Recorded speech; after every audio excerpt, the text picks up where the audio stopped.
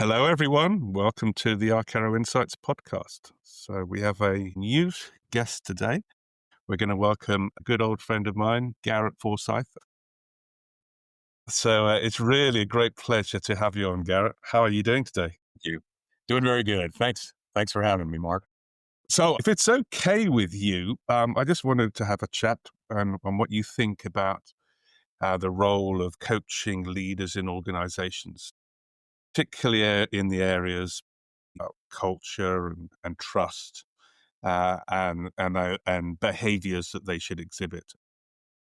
Because I think there's often a great need for this and perhaps a neglected need for it in organizations. Tell me more. Yeah, absolutely. I think it is a neglected need. And, with my many, many years in the corporate world, I had excellent supervisors, bosses. I'd had pretty terrible ones at that, and a lot of it, when I look back on it, I tried to figure what the common thread was.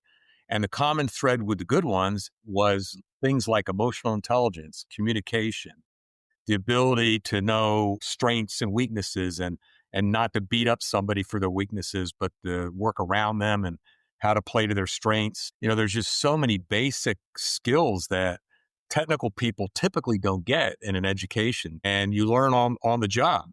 Some people have that kind of DNA where they pick up those kind of things easy, and some do not. That's so through my career, I just have realized that. And then that sort of ended up at the tail end of my corporate career. I started to develop a real passion for coaching, and I became an executive coach, and that's what I'm still doing today. So typically, what sort of issues do you see with people who are technically really strong as they transition into leadership roles?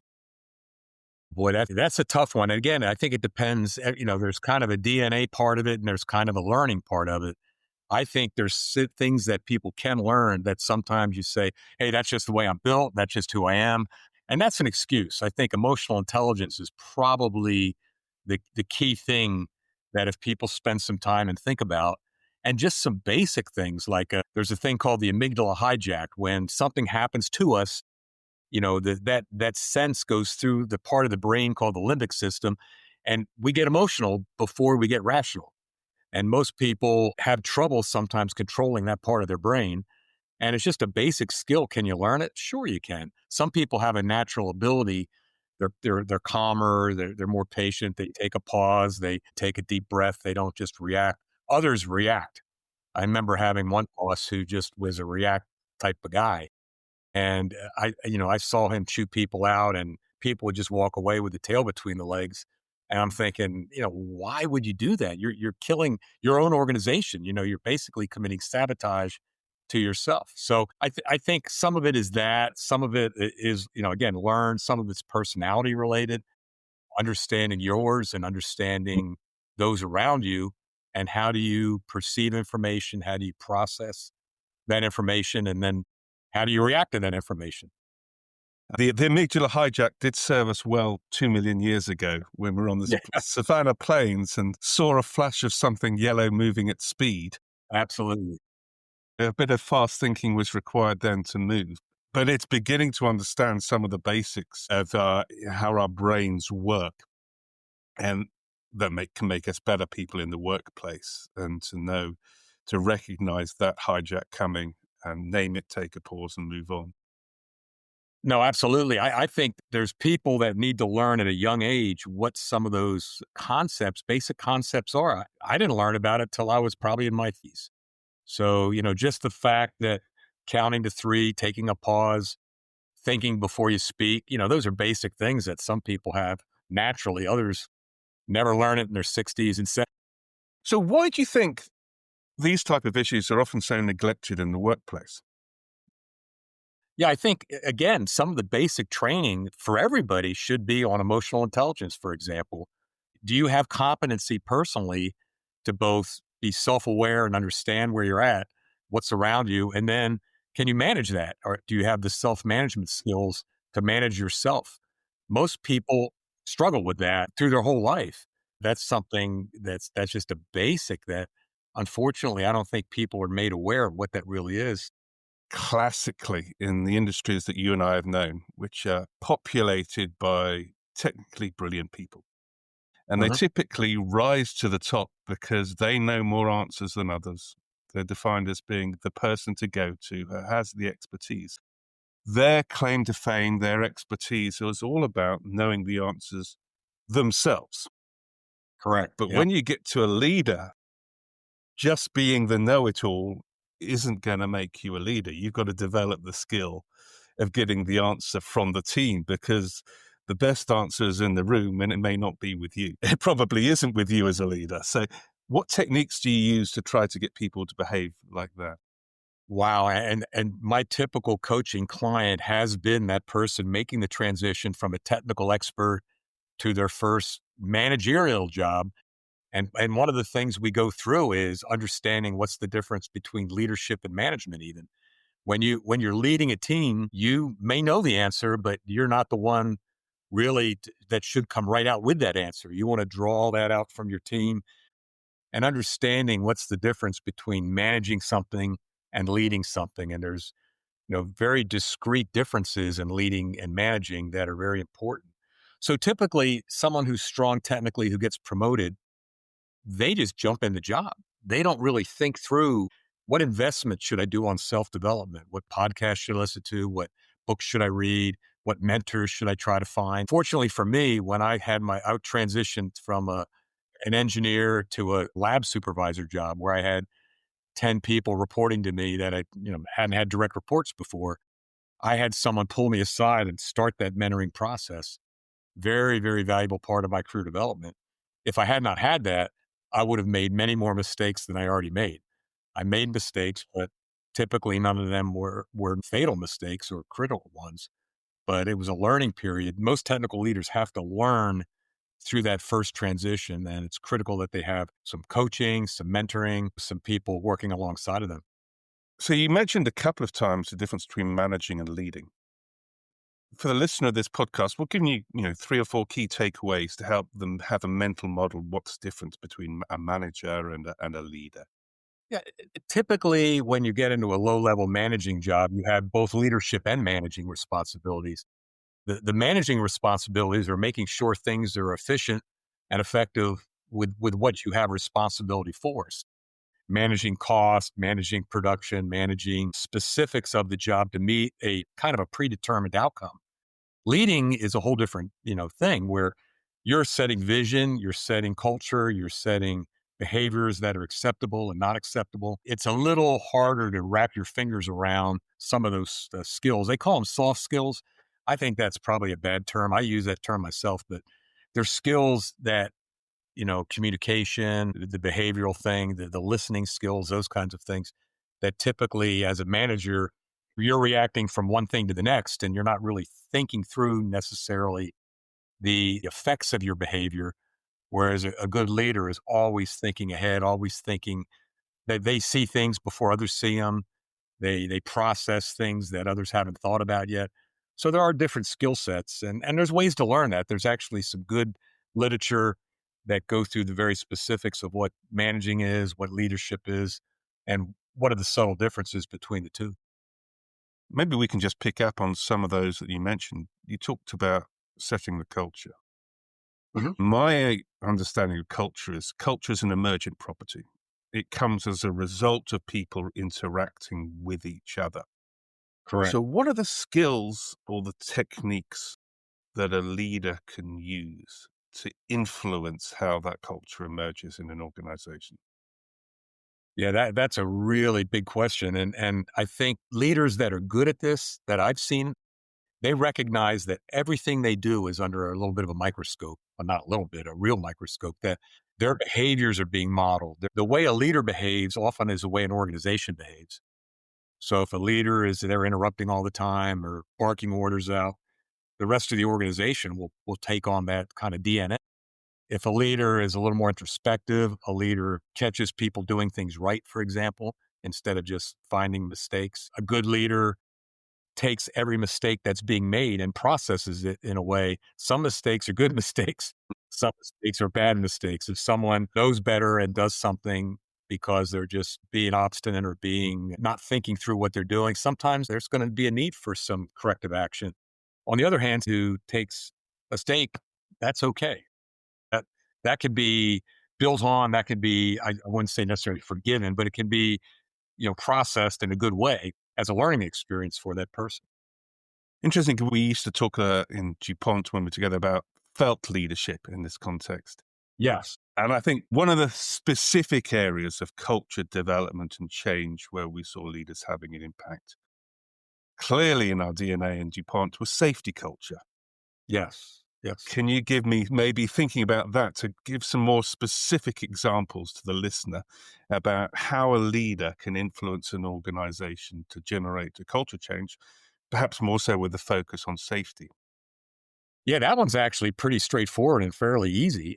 A good leader, and I've had a few like this, they're going to be out early in the morning, walking through the process, meeting people, greeting people. If they see something that they know is probably not the way it should be, they ask questions. They don't just sit there and say, "Hey, you need to fix this." They'll come in and have a discussion. What do you think about this? What could be done differently? They're looking for root cause. They're looking for improvement that would be sustainable, not just a quick fix. So good leaders have a way of engaging an organization to think bigger, think better, and to lead making those corrections without being told or without being drug into it. So I've seen that firsthand, and I've tried to be that leader when I used to run a process. It takes work. It's not something that's straightforward and natural always to do. Interesting. I want to move a little bit to another topic, which is the idea, it's Edmondson's idea of psychological safety and the Hmm. parallel to trust. How do you manage it? There's all the data shows that if you want a team to be innovative, they need to have psychological safety, to be Right. open with each other, to share ideas. But the reality is we live in VUCA times, we live in economic turbulent times where changes in the workplace and redundancies are sadly all too common. What are any ideas you have about how leaders can, in this context, generate psychological safety? Wow, that's a tough one because I don't think I've ever seen a 10 out of 10 on psychological safety. I've seen organizations that are maybe 7 and 8s. I've seen some that are 2 and 3s. I worked in one mining operation one time in another country. I won't mention which country it was, but I'd say it was about a 1. Everybody operated out of fear. There was no trust in that organization whatsoever.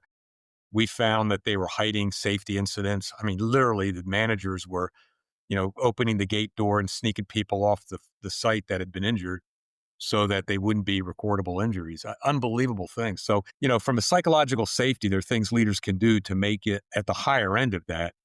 It's almost, with the VUCA world, it's very difficult to have pure psychological safety, but I think that's something good leaders work at. And when they make a mistake, they'll own up to it.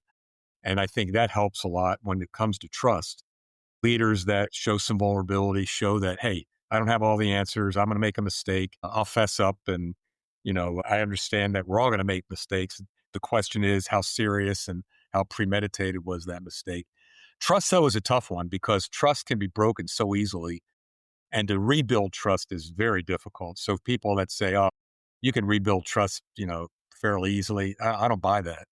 I think once trust is broken, the damage is done. It takes a long time. Maybe it takes 10 situations of building trust to maybe counteract one situation of broken trust, or maybe it's 20 to 1. So I think trust is obviously one that's very difficult to rebuild. If it's an accident, that's one thing. If it's a premeditated breaking of trust, then forget it. It's going to be tough. I wanted to go back to the concept of building trust and Hmm. showing vulnerability as a technique. Sure. Perhaps it happened in your coaching experience, but what do you would say to a coach who just said, look, I can't be seen to be vulnerable. That would damage my position in the organization. I'm the strong person in this organization. I can't show weakness. How would you respond? Yeah, and a lot of it depends on what do you mean by weakness, and also how do you open up the situation to to have that discussion. If it's with your supervisor, that should be a safe place. That's a place where there should be some psychological safety, and you might say, hey, this area I feel a little inexperienced at, or I feel like I really don't have the knowledge base here. Who should I be talking to? One of the best questions that someone gave me early in my career is when you meet a new person or you're with a new person, you say, "Who else should I talk to this about?" Or "Who else do you know that you Mhm. would introduce me to?" When you're in an organization, you constantly want to be building that network at all different places of the organization, not just your direct organization, but outside of it. And that's one way where you can kind of build skills that help you in that vulnerability area. I was thinking more in terms of managing a team or leading a team more precisely. Is, as you say, you mentioned that building trust, a key technique is to show vulnerability, show you're not perfect. How would you help a young leader who's nervous of showing that vulnerability move forward so that he can use that as an approach to build trust with his team or her team? Yeah, if you're a young supervisor, I know my first job, everybody was older than me. I was the youngest. I was younger than every single person on my team. And we would joke about it a little bit, say, "Hey, look, I know I'm younger than you and you have a lot more experience than me. So let me hear what your thoughts are. Let me understand what you think are the best options here." The other thing to do that I found is a really good tool is when you ask somebody for an opinion or you're not really necessarily showing vulnerability, but you're really wanting their input, is say, "Hey, what could two or three possible solutions to this be?" Because if you ask them for what their answer is, they might give it to you.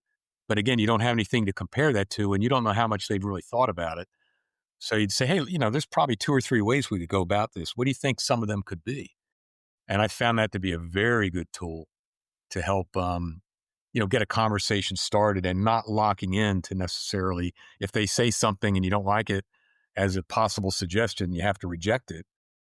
Having a conversation between two or three options is way better than having to reject the one suggestion that you get from a person.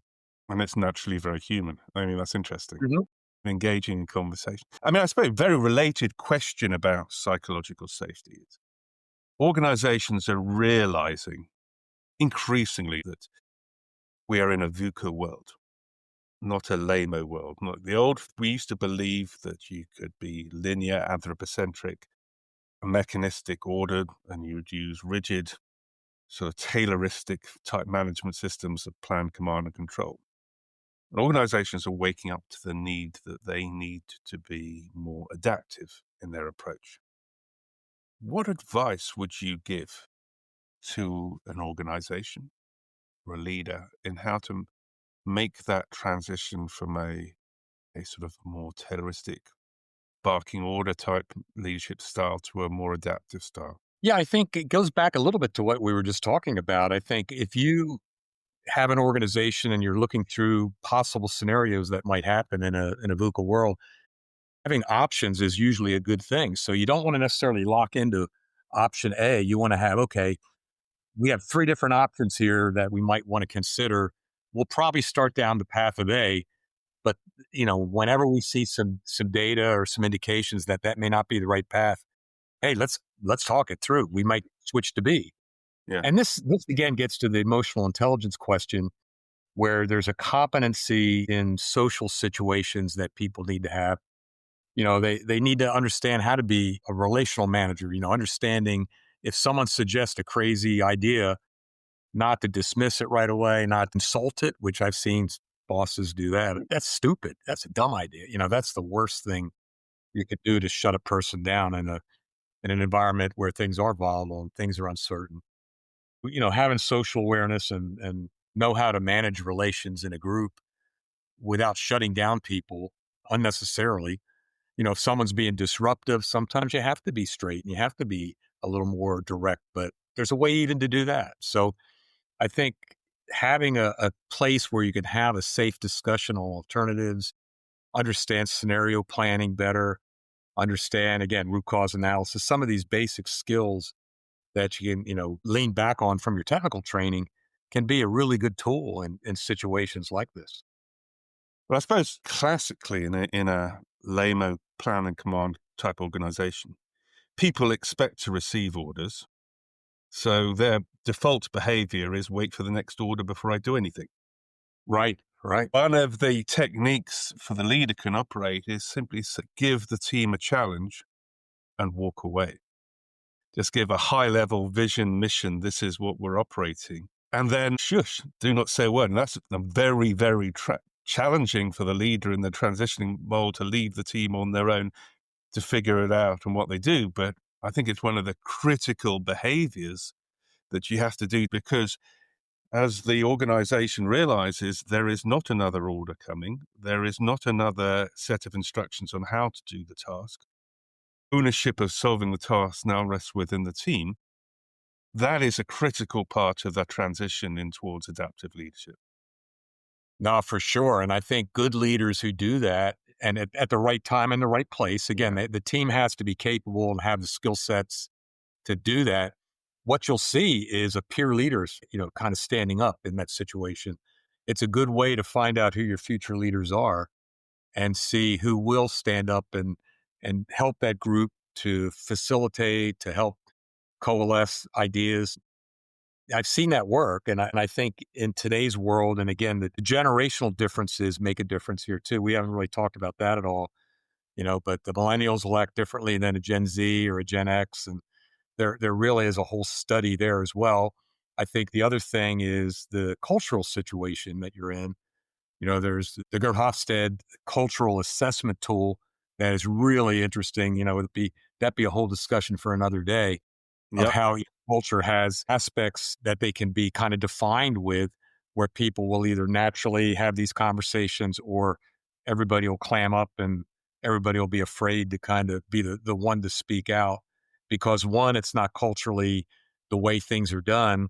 And two, they might be concerned about getting squashed in that situation. So there's a lot of frameworks and a lot of factors that can come into play. But the concept you mentioned is a good one for sure. And in certain situations, it could be an ideal kind of framework to try to get a group to think through and to process some different alternatives. But so you're now engaged with one of your clients. How do they know they're making progress? 'Cause a lot of these things are quite intangible: soft skills, culture, trust, behaviors. True. What sort of indicators would you use midway through a session or a program with one of your clients to know whether it's working, or maybe signs that it's not working? Yeah, I mean, ultimately, it shows up in KPIs and outputs.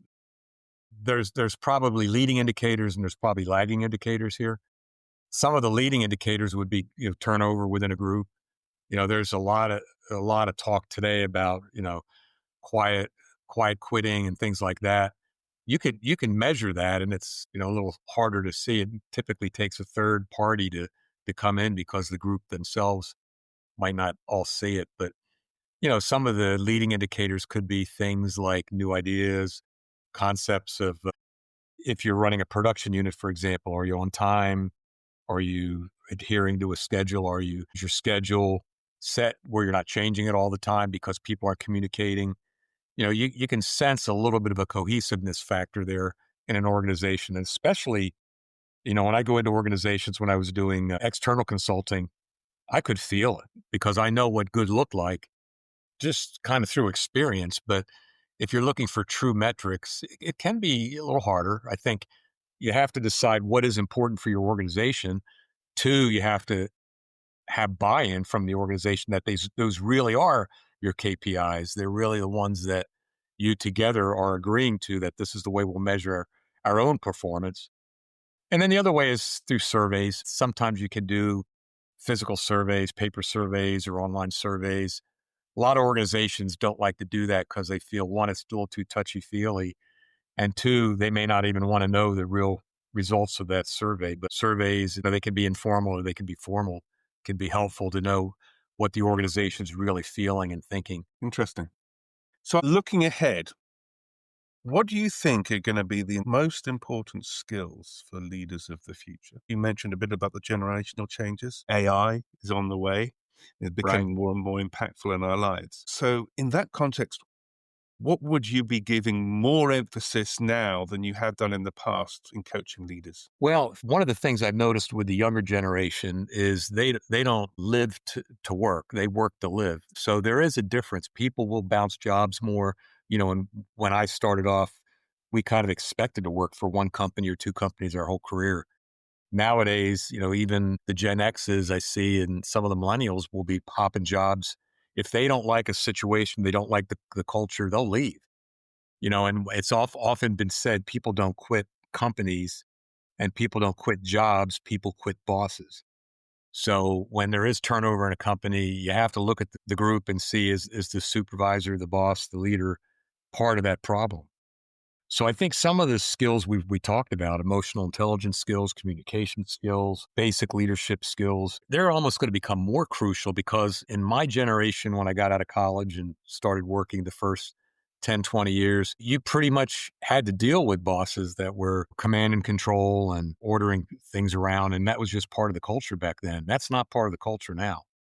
So there's a difference in the way to manage and in the way to engage your team. Now, you mentioned AI. AI is obviously going to be a way to get answers and strategies and options in a quicker way. I've begun to use AI a lot, even in my coaching. Here's the client, here's the person that I'm working with, here's their background, here's their skill sets, here's their gaps. And you could put that into, one of the AI tools and it can come back and with a self-development program where you can invest 2 hours per week. So the savvy person now can develop a lot of their own self-development and then augment that with coaches, with mentors, with other people. So people that want to develop, I think now it's going to be even, I wouldn't say easier, but it's going to be more targeted and even better if they enhance and embrace some of these new tools that are available. So they say you can't teach an old dog new tricks. I disagree. I think some of the people that learn to use some of these tools, they're going to have an advantage in the marketplace for sure. Be curious, consistently be curious, and then it's easy to adopt Yes. some of these things. Yes. Wrapping up, have there been any questions that I've missed that you would wanted me to ask? Not necessarily some quite. I think there's some key concepts of, for someone who is a leader and someone who's in that first job where they're really responsible now for people. One, you have to be resilient. I think that's key. You have to learn flexibility. Some people, just their DNA and their personality, they aren't flexible. And if they aren't, they need to learn how to develop some of that skill set. And in some cases, they might be too flexible and sending mixed signals to an organization. We talked about being adaptive. I think that's key. You mentioned that multiple times, and I think that's good. And then it all gets down again to self awareness, the emotional intelligence aspect of knowing who you are, knowing where your strengths are, knowing your weaknesses. When I do coaching, I talk about strengths, weaknesses, and derailers. Derailers are the things that you better fix. Weaknesses are things you might not really spend a lot of time fixing because other people can kind of cover those areas. So if you're weak at something and you're maybe a 2 out of 10 and you can work hard and be a 5 out of 10, that may not make a difference. But if you're a 7 out of 10 at something that you're strong at and can be a 9 out of 10, boy, that's where you should focus your attention.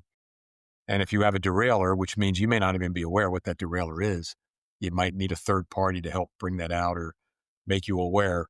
You better work on that because that really will impact your career and impact your relationships as well. Brilliant. Thank you for that, Garrett. Really enjoyed that. Thank you, Mark. I appreciate it. Talk to you soon. Bye bye. Take care. Thanks much.